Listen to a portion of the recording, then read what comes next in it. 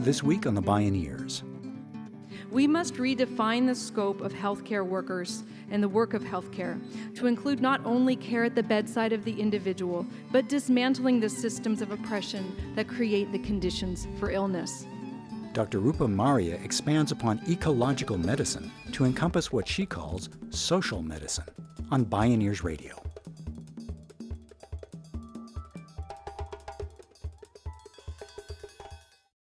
When we hear the word health, it's usually framed as personal health.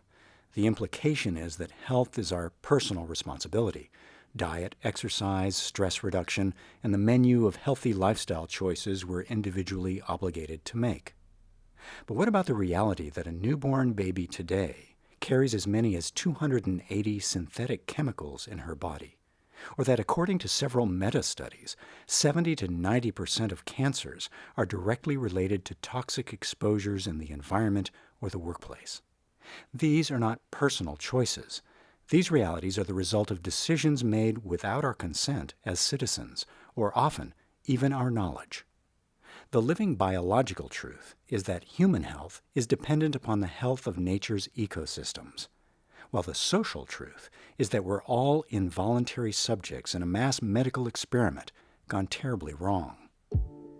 Since the 1990s, a growing global movement of concerned scientists, doctors, public health advocates, and others have been advancing a new medical paradigm, ecological medicine.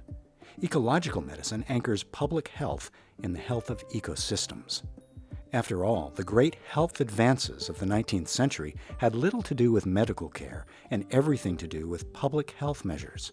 Maintaining clean water supplies and quarantining the sick resulted in steep declines in diseases. In this half hour, Dr. Rupa Marya expands upon ecological medicine to encompass what she calls social medicine. As Associate Professor of Medicine at UC San Francisco and Faculty Director of the Do No Harm Coalition, she says we need to dismantle the harmful social structures that directly lead to poor health outcomes and build new structures that promote health and healing. In other words, we'll improve our health by changing society. This is Social Medicine, Restoring Public Health by Changing Society. I'm Neil Harvey. I'll be your host. Welcome to the Bioneers, Revolution from the Heart of Nature.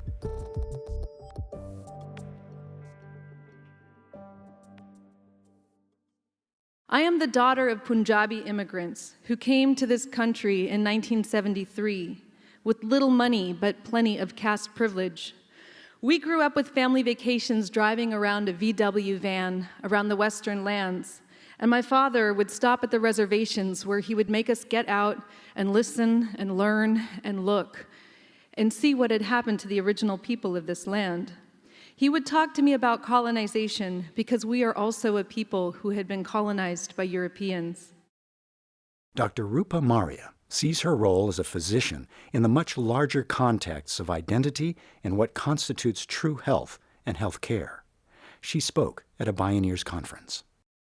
I am a mother of two beautiful mixed heritage boys, and I am a farmer's wife. I am a physician who works in adult medicine and who witnesses society's ills manifest in my patients' bodies, and a doctor who sees racism and state violence as an urgent public health issue.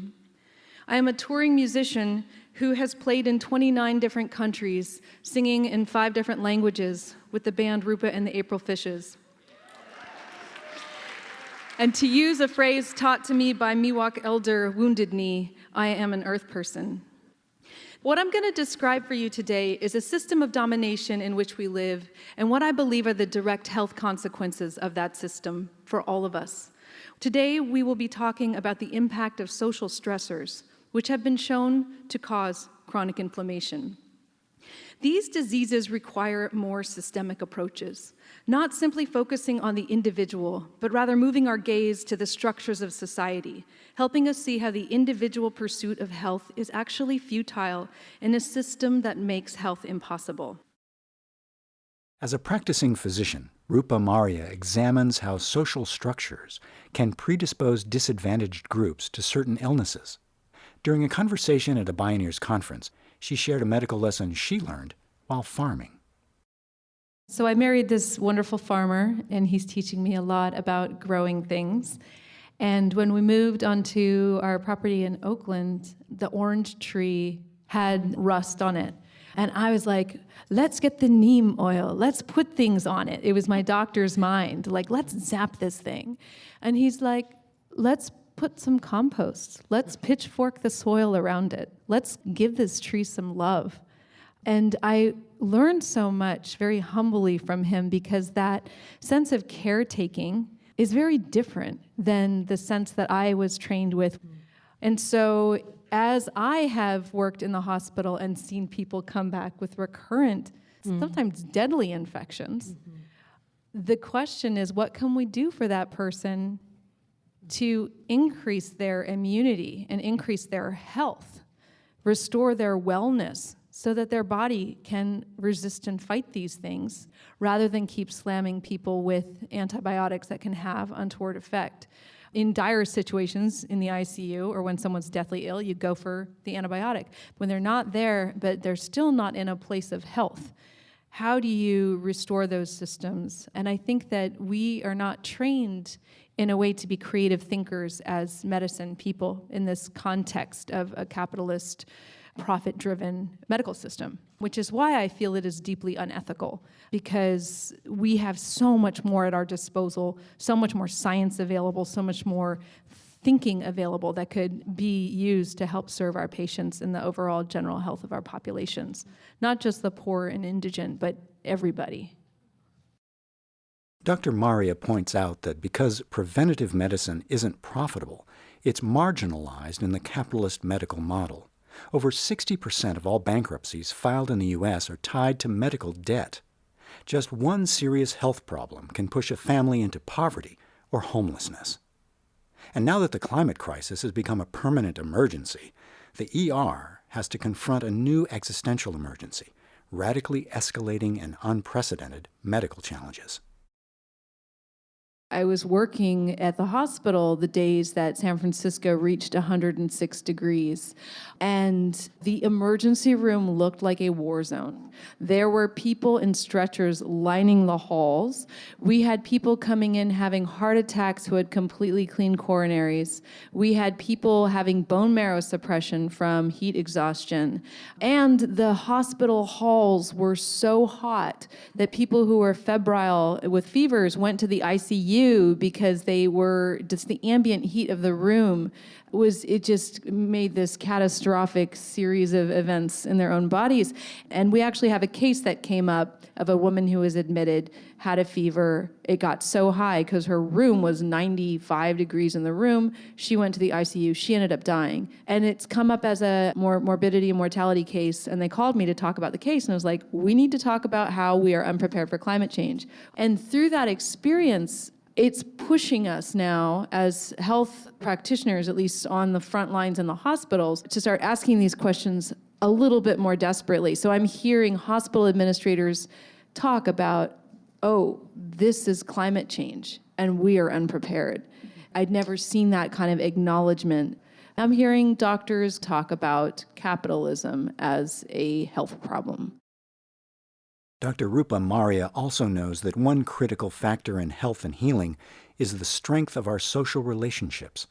So instead of the doctor knows best, top-down approach, what happens when doctors, patients, and their families come together in community to discuss the patient's health and the larger context of the social and political environment?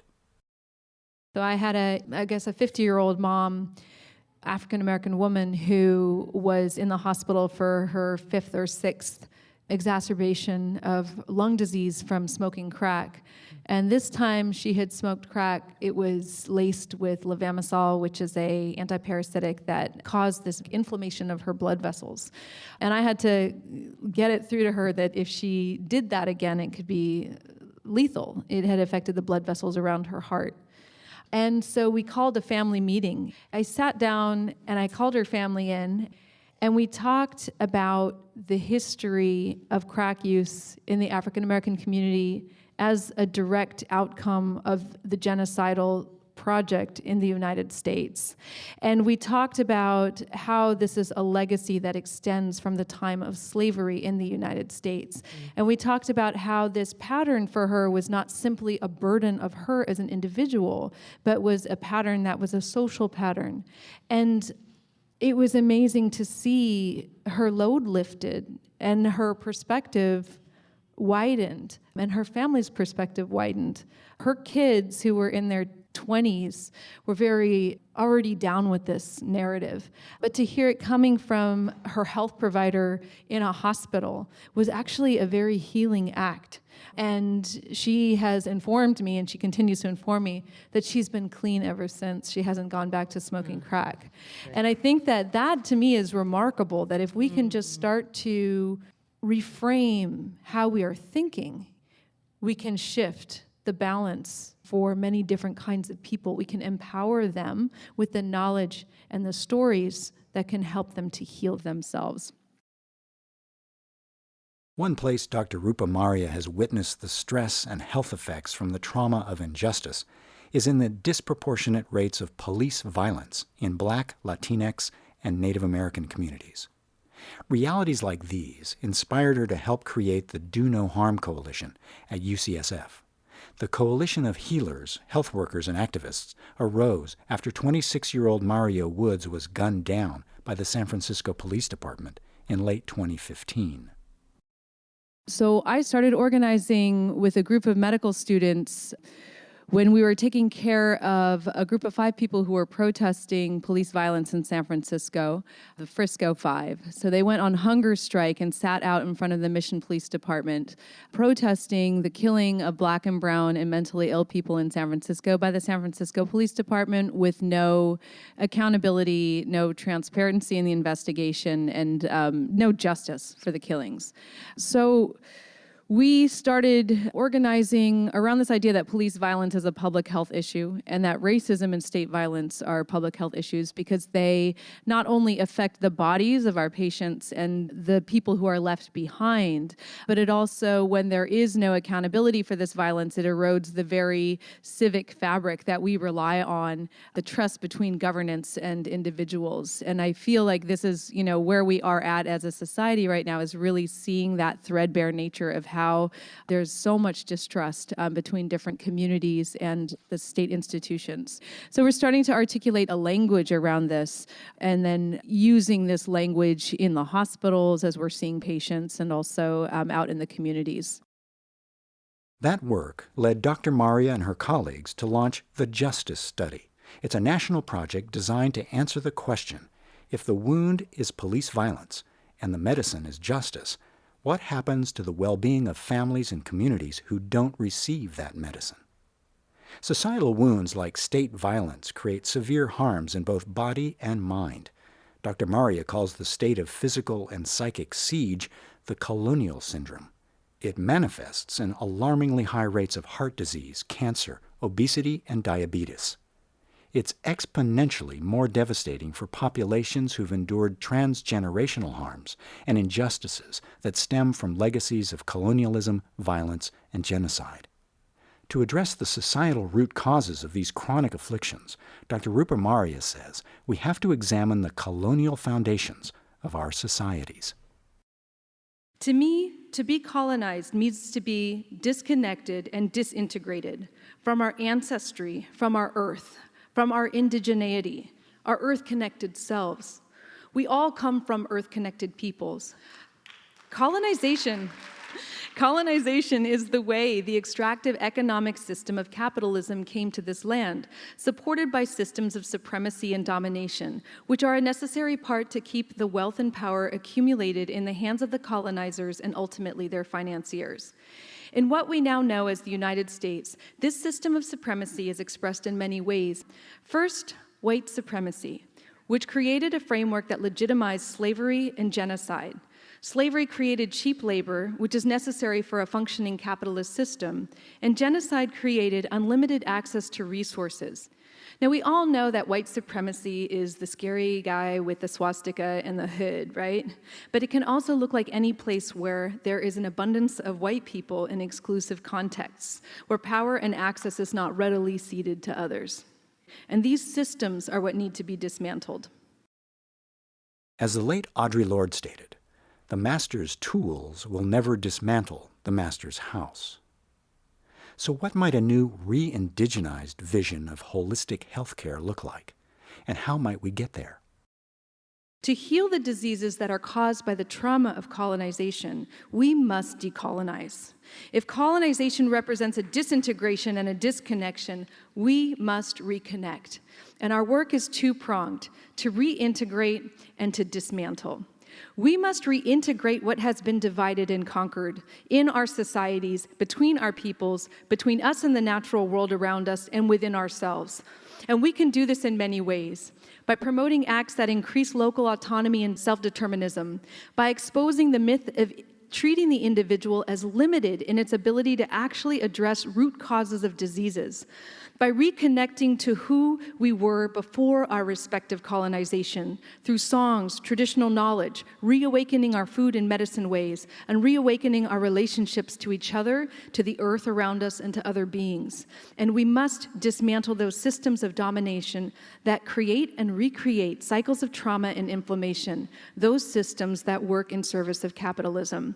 This is my vision of holistic healthcare.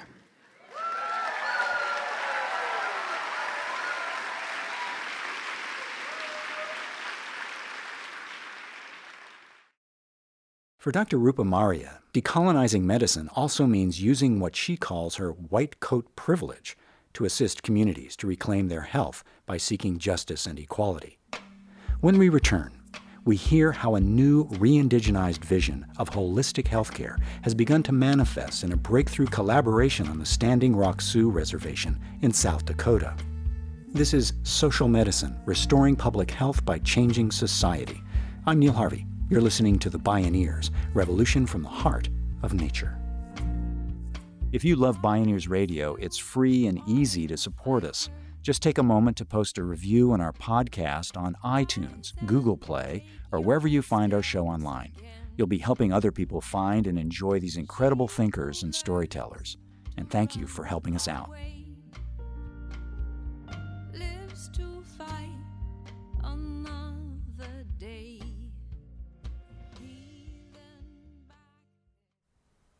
Dr. Rupa Marya has studied and seen firsthand the harmful effects of colonization on health outcomes.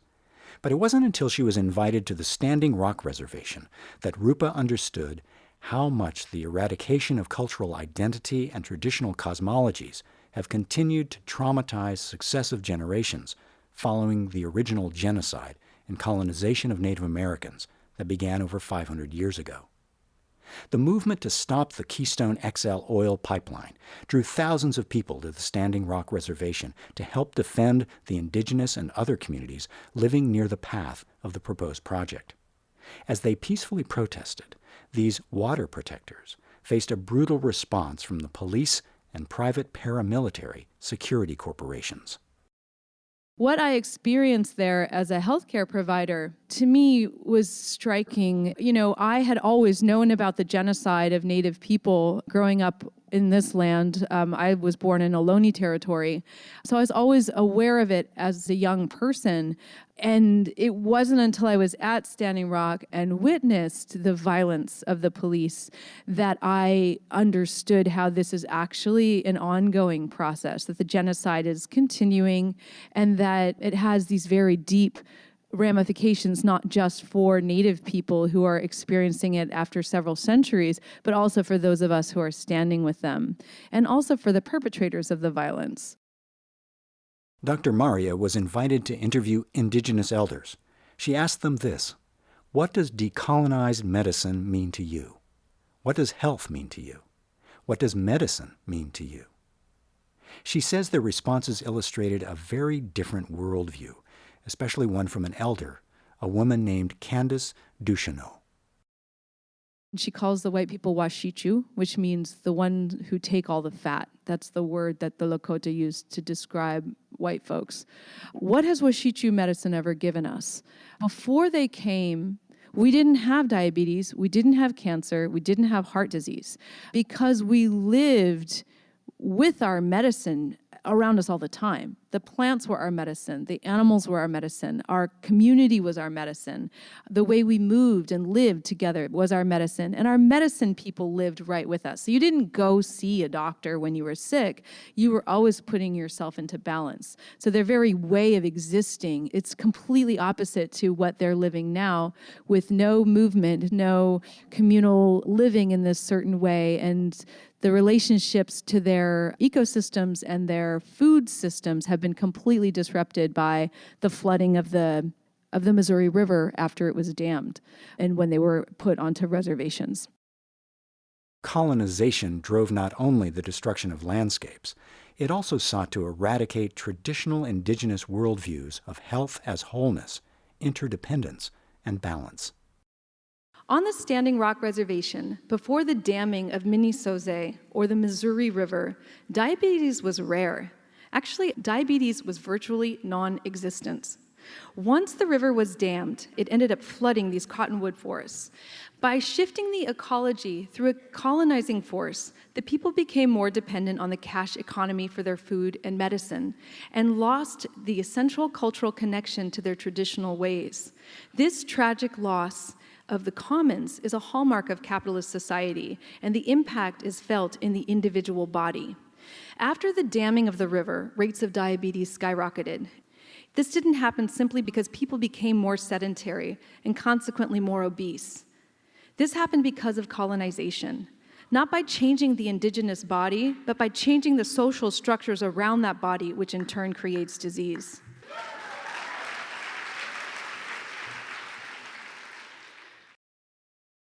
But today, a cultural and political renaissance among many indigenous tribes and communities is starting to challenge and reverse the destruction, to reimagine what healing looks like, and to build the structures and relationships to grow a new model. With her team, Dr. Marya began to collaborate with Lakota Dakota health leaders to explore how they could collectively create structures and systems to help improve health outcomes and strengthen community resilience. The overriding questions: how do you decolonize medicine? And what does healing look like when personal health, ecological well-being, and social justice are the core values for public health systems? We've decided that we would like to create a partnership to create this clinic and farm. And some of the things that we have decided we absolutely want for this space in order to decolonize medicine is to have a kitchen, traditional round structures, a waiting area. There will be a pharmacy that will have a formulary that will include the herbs and the medicines that we medical people use, and to check their cross-reactivities. Interestingly, they wanted to have private exam rooms that could be big enough to fit a family. So the concept of privacy is very different in Lakota culture. Like, they want everyone in the exam room having the dialogue with them, because often illness is seen as a system issue. It's not just an individual, it's how these things are relating. They want to have a spiritual and ceremonial space integrated, not as a side offshoot, but in central to the way this physical space will be. And they also want a children's area and an elders area. These are things that we don't commonly think of in a clinic. They would like to have a birthing center eventually. They want to have classrooms. They want to have housing. They want to be off the grid. They want to have water recycling. So they really see that this clinic could be a vision for how they could be building and how they could be taking care of themselves. And for me, this clinic is really the greatest example of social medicine, because I believe that we cannot move forward as a society until we address our primary violence, which is against the Native people. This emerging vision of social medicine is combining powerfully with ecological medicine's first principle, that human and environmental health are one notion, indivisible. It unites ancient worldviews of health as wholeness with practical contemporary public health models. The quest is to create new ways of doing medicine that can serve as an example for other communities. For Dr. Rupa Marya, decolonizing medicine starts with reclaiming our power as citizens to create institutions and build an authentic democracy. In other words, she asks, how do we change society? This same question goes to how do we encourage our citizens to actually make this place a democracy? How do we encourage people to take back the right to clean water? How do we encourage people the right to have access to land that they can make their food from without it being poisoned? These are all big questions. How do we start a revolution? What I want you to remember from this talk is this. Health is impossible when living in systems of oppression. We cannot effectively treat diseases like diabetes with a drug without addressing the systems that makes diabetes so prevalent.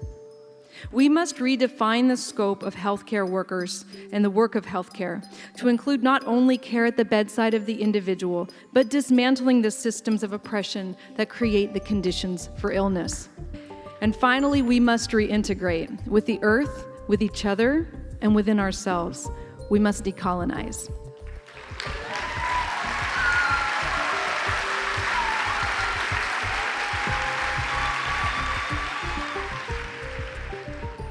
Rupa Marya, Social Medicine, Restoring Public Health by Changing Society.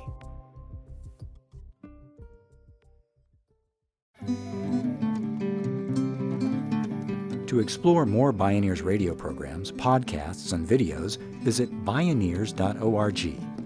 The Bioneers Revolution from the Heart of Nature is a production of Bioneers and Collective Heritage Institute. Executive producer Kenny Ausubel.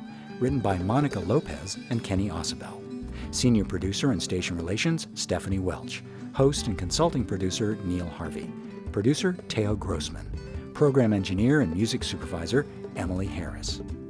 Our theme music is co-written by the Baka Forest people of Cameroon and Baka Beyond from the album East to West. Find out more at globalmusicexchange.org. Additional music was made by Rupa Marya and the April Fishes at theaprilfishes.com and by APM Music at apmmusic.com.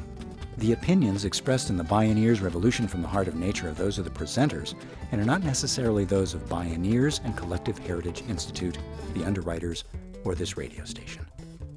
My name is Neil Harvey. Thank you for listening. This is program number 0518.